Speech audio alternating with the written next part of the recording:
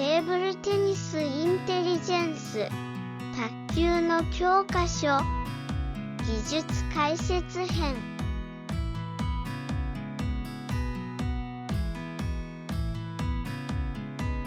前回のフォアドライブの極意上半身編では主にスイングに注目した解説動画を作成しました。おかげさまで好評いただき、さらなる極意シリーズの要望があったため、今回はスイング以外の上半身に注目したフォアドライブの極意を紹介いたします。引き続きソン・イーシャ選手にはモデル出演していただきます。今回の動画は打点、肩の使い方、時間がない時のフォアドライブについて解説します。ぜひ最後までご覧ください。まずはフォアドライブの打点について説明します。基本的には一番力の入るポイント、つまりバックスイングを取った時のへその前付近で打球することを心がけます。打点を定めるために左手を目印として使っています。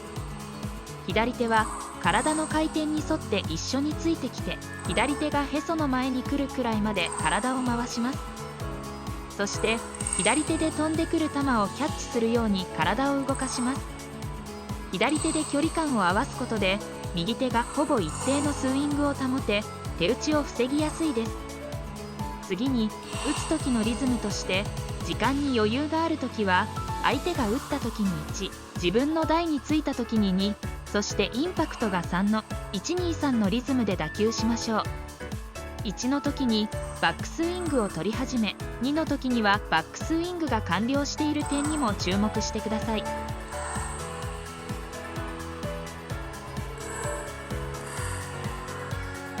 左手はボールをつかめる位置にあり、ほぼへその前にありますね。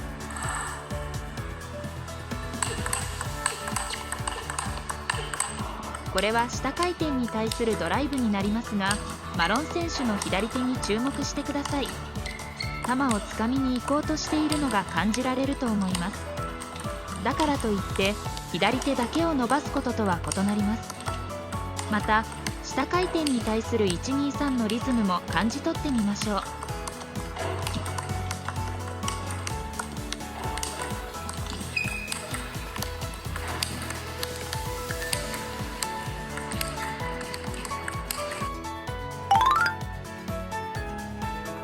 次にフォアドライブを右利きのフォア側に打つ時の肩の向きを説明します。バックスイングの時に相手に左肩が向くようにしましょう。ただし打ち終わりの時には左肩と右肩が同じラインまで戻っている、もしくは右肩の方が若干左肩よりも前になるまで体を回しましょう。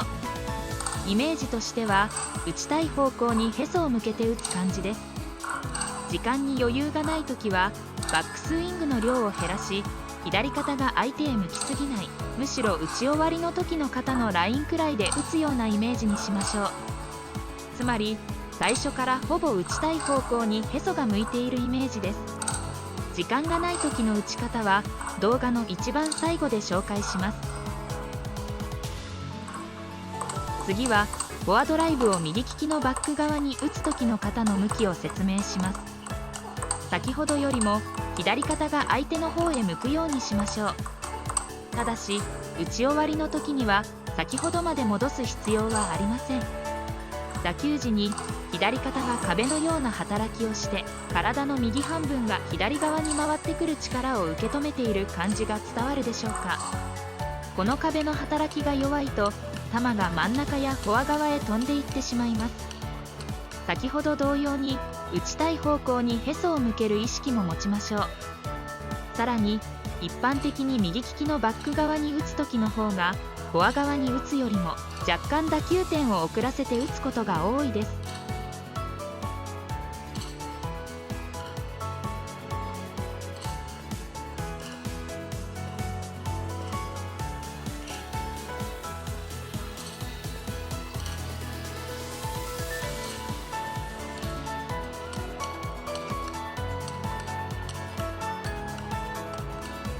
左肩の壁があるからこそバック対オールになった時に上半身の無駄なブレがなく切り返しをすることができます。初級者の方に多いのが、バックを打つときに右肩が左肩よりも前になってしまいます。そうなると次にフォアに来た時にバックスイングが取れない打ち方になったり、振り遅れの原因となります。常に打ちたい方向にへそを向ける意識、左肩の回し方や止め方の意識を持ちましょう。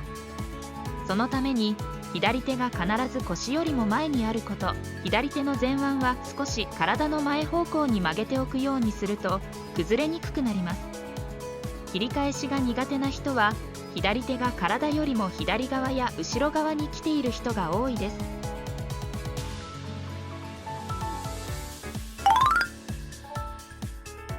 相手に強打をされた時や逆を突かれた時、ミドルに攻められた時などはバックスイングを取る時間がないことが多いです。それを鍛える私も試合前によく練習したメニューを紹介します。これは相手にフォアドライブで自分の前面に打ってもらい、それをブロックしたりカウンターしたりする練習です。試合では自分が攻めるばかりの展開ではなく、打たれることも多いので必須の練習メニューです。この中の孫選手のフォアカウンターに注目してください。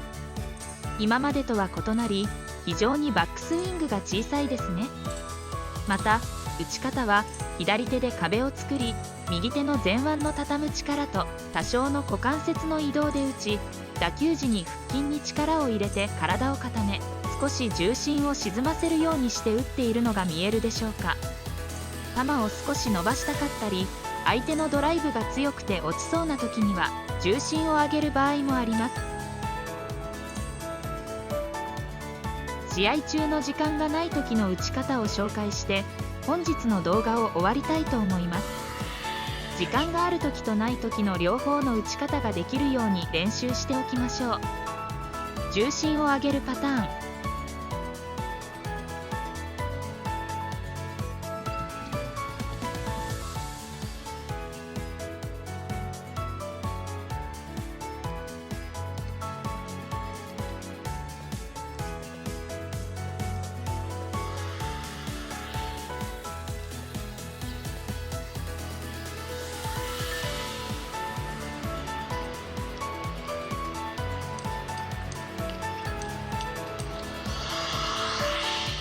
急にミドルに来た時に左足に体重をかけておいてから打つ点を確認してください。